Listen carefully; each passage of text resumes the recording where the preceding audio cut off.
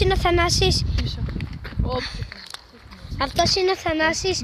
Όχι, αυτός είναι ο Θανάσης που σας λέγαμε. Τέλος πάντων, αυτό είναι ένα ψόφιο πουλί. Το ξύλο που βλέπετε το έκανα εγώ εδώ πέρα. Και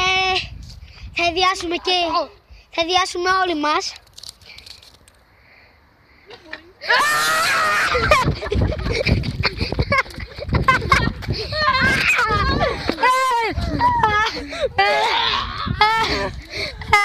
Σας παρακαλώ που το δοκιμάσετε να με βρεθείτε στη τέτοια κατάσταση. Αυτά τα λόγια μου. Φάγαμε κιόλας. Μαλάκα, θα ξεράσω όλη την κρέπα που έφαγα. Εγώ.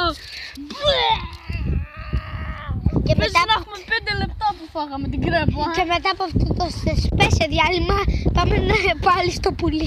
Όχι ρε βλάκα, πάμε να πάρουμε από το καλά. Όχι, όχι άλλη μια. Έλα ρε. Για να δούμε τις κύκλες. Λοιπόν, πάμε Θανάση.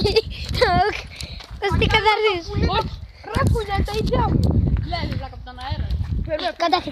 Θα κάνω το πουλί να πετάξει ξανά. Όχι, όχι. Θα κρυφτείτε από Τραβώ.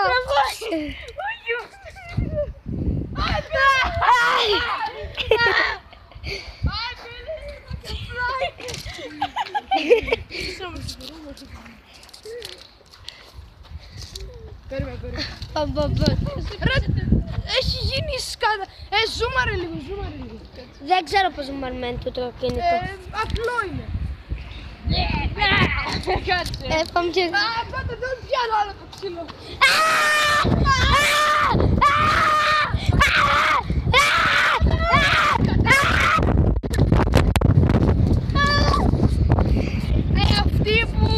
Αυτή εκεί πέρα είναι φαν.